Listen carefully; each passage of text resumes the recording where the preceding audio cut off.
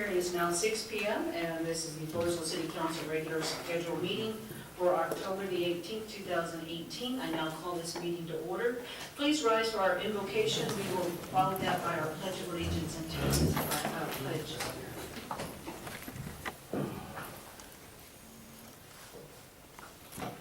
Our most gracious Heavenly Father, dear Lord, we are so grateful for this day. We thank you for life. We thank you for the sanctity of life. And we thank you for loving us as Christ even loved the church. And it's my prayer tonight that we all love one another.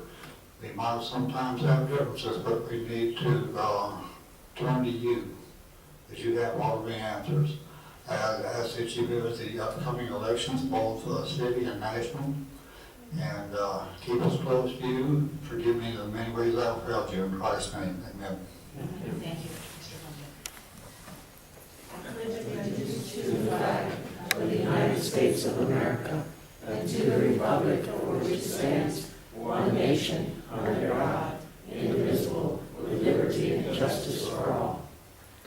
On the Texas flag, I pledge allegiance to thee, Texas, one state, under God, one and indivisible. Thank you. You may be seated. We do have a quorum for tonight's meeting. In attendance, Councilwoman Cantu, Councilman Jimenez, myself, Sissy Gonzalez-Dipple, Councilman Nick Neeson, and Councilman David Johns. At this time, I open the floor to any citizens' comments. This is the opportunity for citizens to vocalize any concerns or comments that you might have. Okay. If not, we move on to 1A, our Texas Community Development Block Grant Program public hearing at 6:03, 6:02. And we do have in attendance the, please. We have Judy Langford here from Langford Associates to conduct the public hearing. Thank you. Thank you, Mayor. Thank you, Council. Boy, the new mics are really loud. This is a public hearing for the Community Development Block Grant Program. It can serve to be the public hearing for not only the downtown revitalization, but the regular community development program as well. And so it needs to be open for any of the public that would like to come up and make any suggestions for any possible projects for the community development program. That's through the Texas Department of Agriculture, and it is, in both of these cases, it's for grant funds.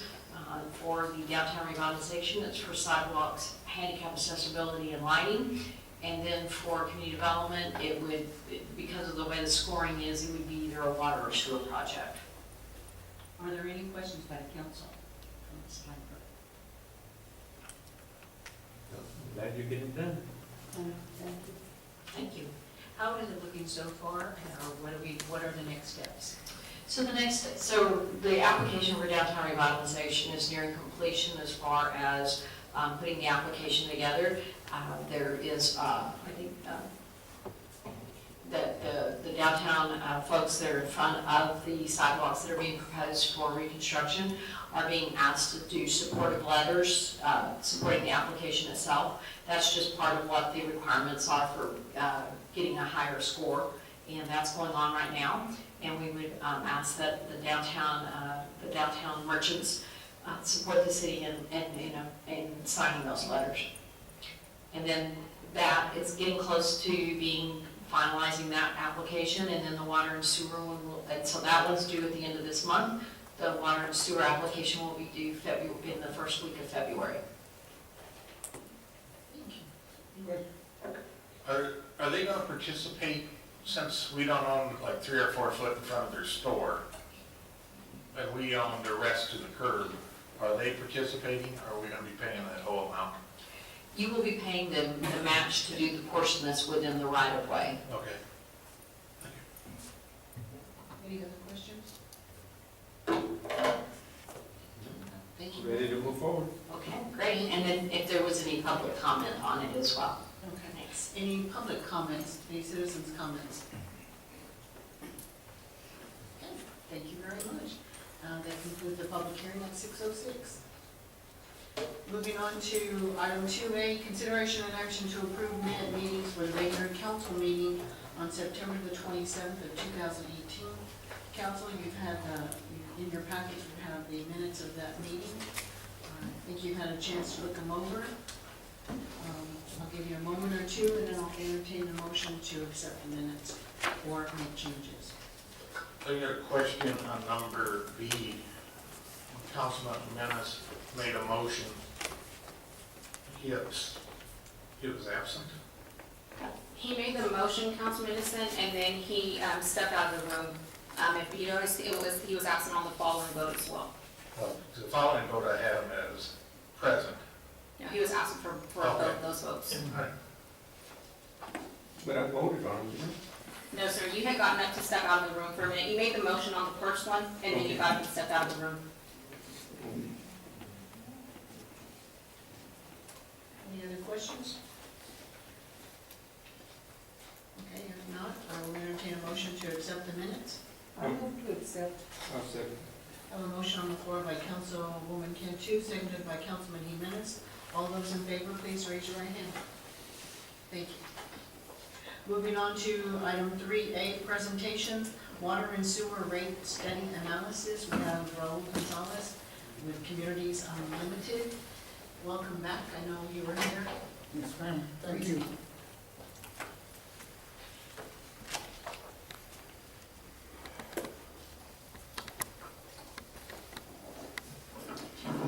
Anyway, I'm going to share some slides with you on the rate study.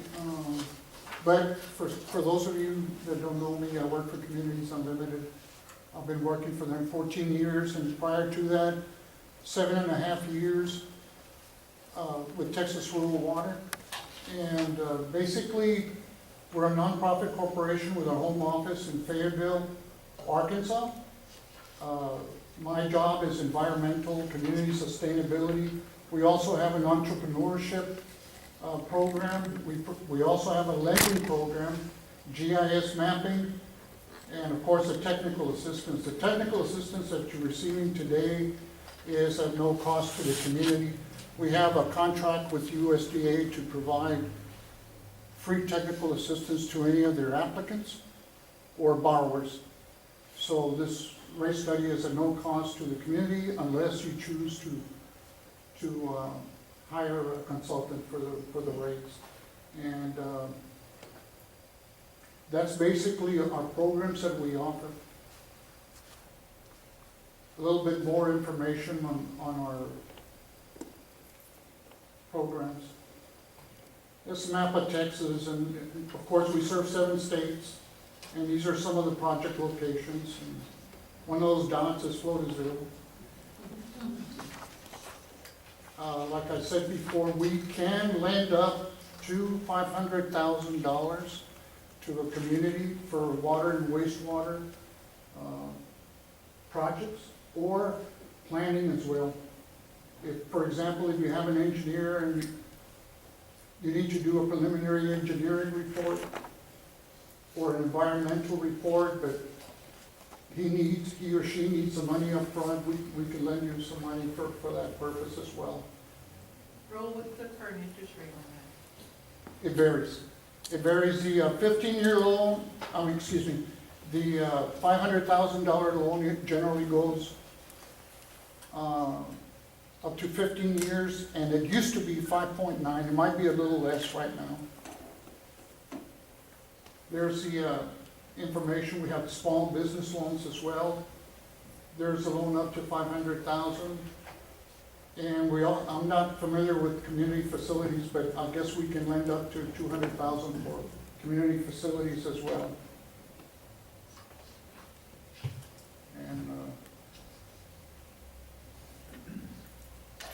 that's just a disclaimer. Typically, public water systems are expected to maintain customer user rates that are adequate to pay your debt service. That's the reason I'm here. Provide for adequate depreciation. That's a capital repair and replacement reserve. And emergency reserve funds are also called operating reserves. And to provide for an efficient O&M of the system. Of course, the main purpose of this rate study is to ensure that the rates will cover the true cost of the water and sewer operation and maintenance, including the reserves. We also need to maintain pace with your new USDA water and sewer loan commitments. And I understand there's another application in process for water. That element is not in this presentation. We still don't know if you're gonna be getting 100% loan or maybe some element of grant. We evaluate your water and sewer rates, make sure will cover the cost of service. We assess your income and expenses. This particular one, this time I'm basing it on the audit.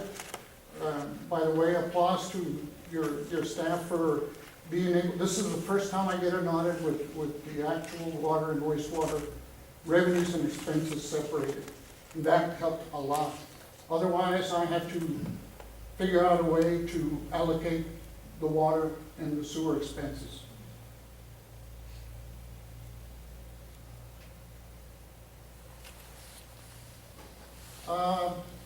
We begin by collecting information from your billing department. You have a pretty efficient person there, and she was able to provide me the profile that I needed to develop your water rates, your growth profile. Same thing with the sewer. I collected information on the sewer, the growth. And finally we get to a place called the water fixed and variable expenses. And what that is, what we either post the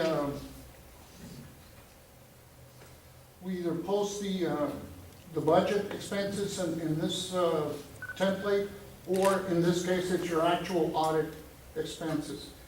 And at the bottom are the capital costs, which include your debt service, your debt service reserve, and your short-lived assets.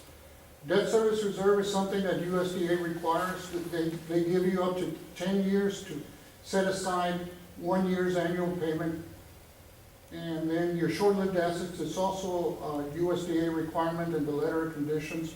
Those are items that break down in 5, 10, and 15 years. They don't want you going to a bank to replace a pump or things like that. You should be setting aside some monies to cover those expenses. All total, that becomes my target.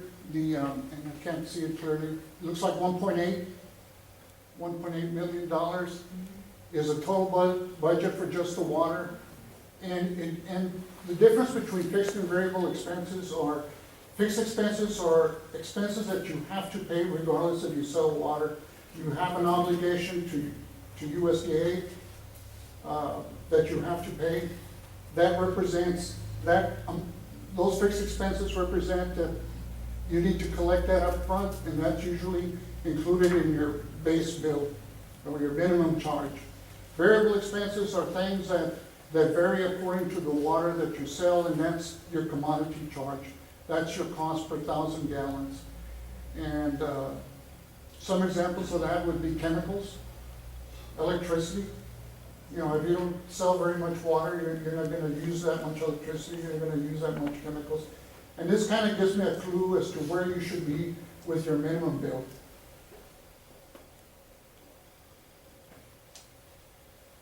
I begin with just doing a forecast, or what they call a pro forma, on what happens over the next 5 years if you do nothing.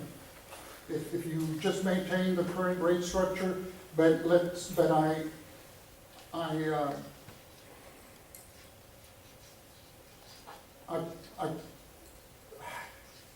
excuse me, the expenses are projected to increase 3% over the years as a forecast. So the difference for inflation purposes. So you can see that by 2020, you would already be in the negative.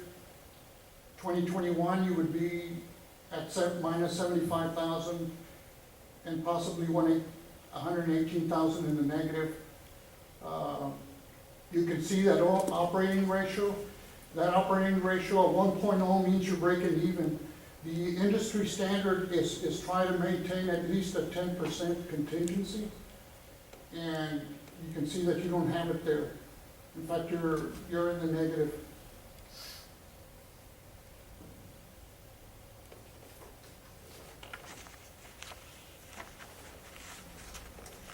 So the next thing we do is make a proposal. And the water rate proposal begins with an increase from $29.90 to $33.34 in 2020, and then $34.34. It's kind of phased in, but the first large increase is at 2020. If for any reason you think that's too much at one time, you can probably, that difference between 29 and 33, you can probably cover half of that in 2019. And you can see there at the gray area across the rows there, there's a way to calculate whether the rates are affordable or not, and they're measured. The threshold is the purchase of 4,500 gallons. Under your current rate structure, it's cost $36.05 to purchase 4,500 gallons. With the first rate increase, that would go up to $40.20, $41.40, and so forth.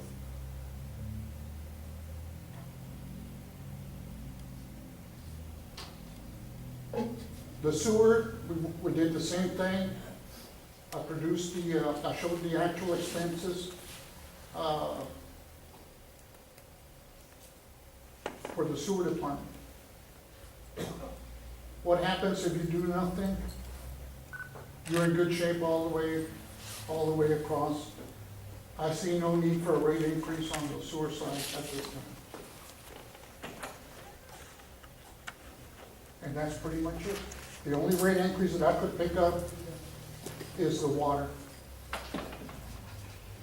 which we can even reduce by splitting that 33-34 into two years rather than one. So that would be about $4. How much is it gonna go up? If we wait till 2020, it'll go up about $4.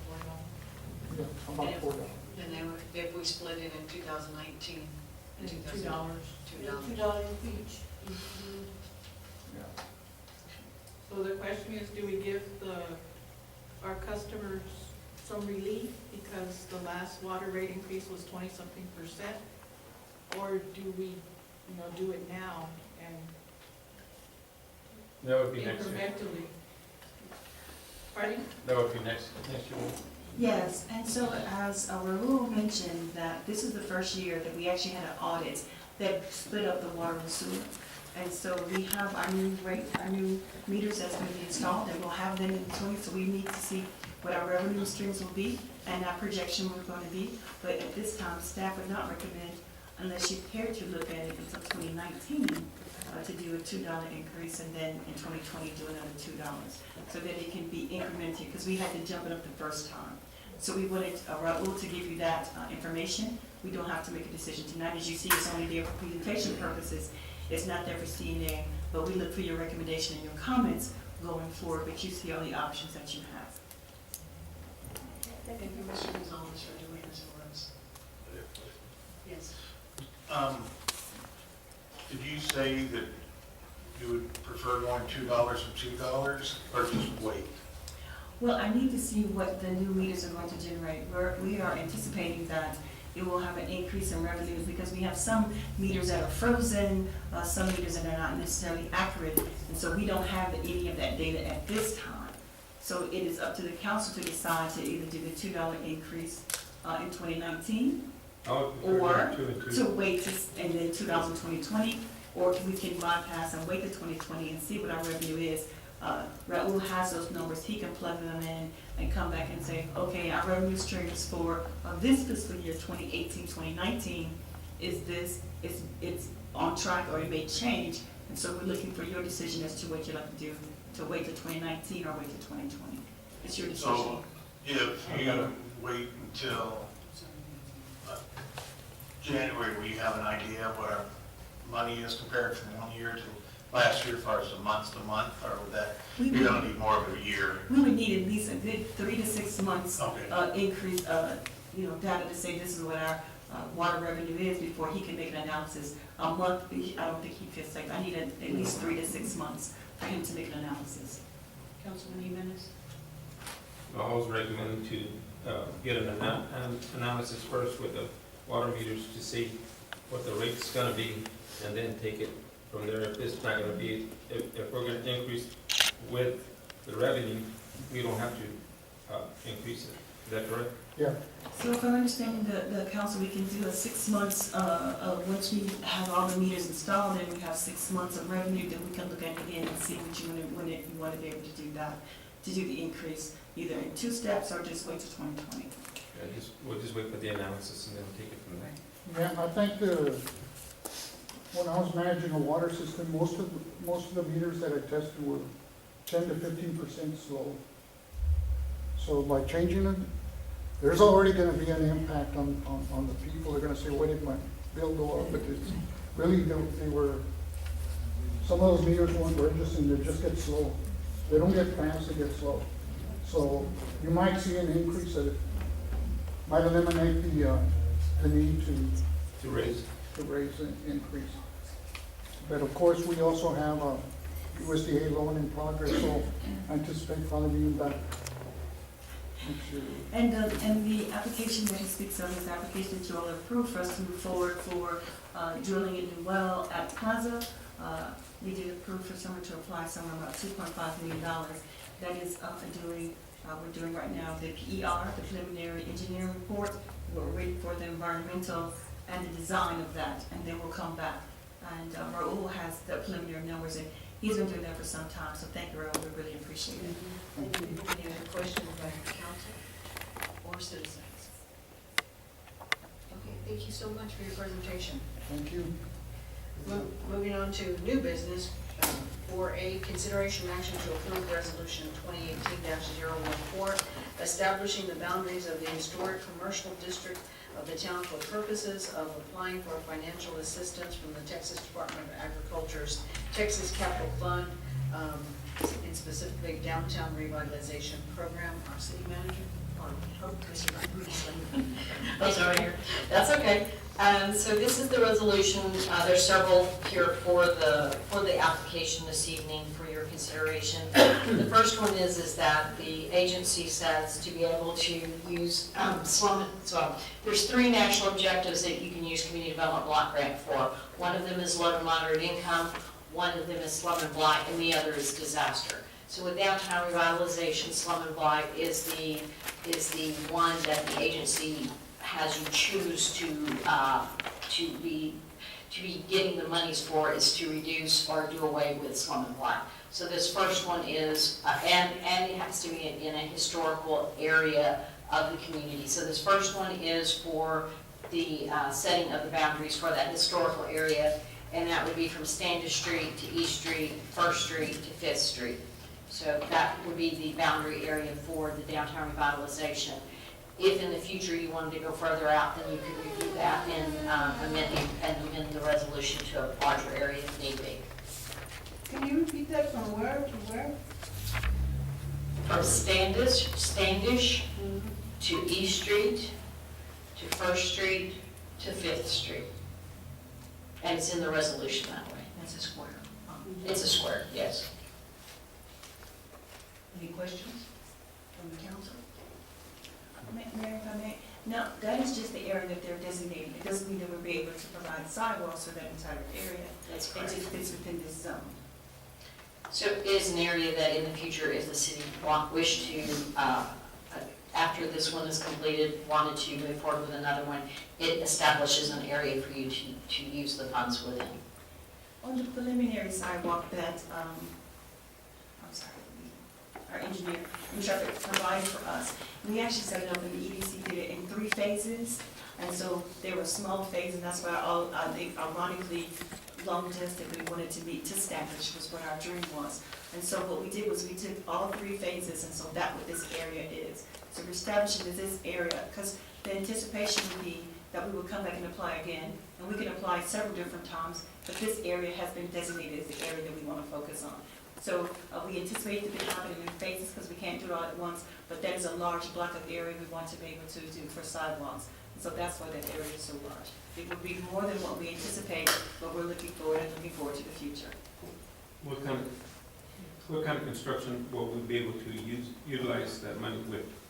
It can be used to redo the sidewalks themselves, to make them ADA accessible, and to do at least 30% in lighting if the council chose. It can be 100% sidewalks as well, but you can use up to 30% of the funds to do lighting. Yes. Can we still use funds from the FEDC or continuation if it's a good partnership? Yes, sir. Absolutely. Any other questions? Any citizens' comments pertaining to this? Okay, if not, I'll entertain a motion. I'll go ahead and approve. Okay, I have a motion on the floor by Councilwoman Cantu. Do I have a second? I'll second. Seconded by Councilman Jimenez. All those in favor, please raise your right hand. Thank you. Thank you. Moving on to item B, consideration action to approve resolution 2018-015, finding the conditions exist within the designated historic commercial district of the city which are detrimental to the public health, safety, and welfare of the community. And Mayor, this one is, so I kind of went over both resolutions in one of my first comments. This one is just to establish the fact that there is a need to redo the sidewalks because it could be a hazard to folks walking on the sidewalks. Any questions? Any citizens' comments? And if not, I will entertain a motion. I'll go ahead and approve resolution 2018-015. I have a motion on the floor by Councilwoman Cantu. Do I have a second? I'll second. Seconded by Councilman Nissen. All those in favor, please raise your right hand. Thank you. 5-0. All right, moving on to item C, consideration action to approve resolution 2018-016, authorizing the submission of a Texas Community Development Block Grant Program application. And Mayor and Council, this is the resolution to actually approve the submission of the application to the Texas Department of Agriculture. I'll make a motion to approve it. Okay. Any questions on the floor? I do have a motion on the floor, I understand. Any comments, questions? Councilman Nissen? Yeah, question, since we're gonna have a zero-based budget, are we gonna be able to guarantee we're gonna be able to do an in-kind donation for the 25,000, like hauling off cement, breaking up sidewalks for the city? Can we do that? Because Councilman, you have already approved EDC to do the match of $50,000. Right. I provided that. In kind means just that staff provides to labor, and so we can do the $25,000 in kind. yeah, but I just looked at the word as a cash and in kind, because they had the word cash before the in kind. You have both. You have in kind from the city, Okay. $50,000 cash from EDC. And the force account, if you will, is an approved match. Okay. Any other questions? Any citizens' comments? Okay, I have a motion on the floor. Do I have a second? I'll go ahead and second. Seconded by Councilwoman Cantu.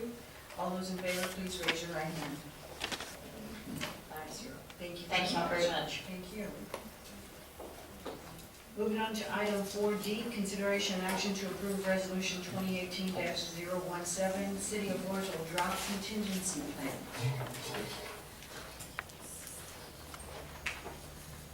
Good evening, Mayor, Council.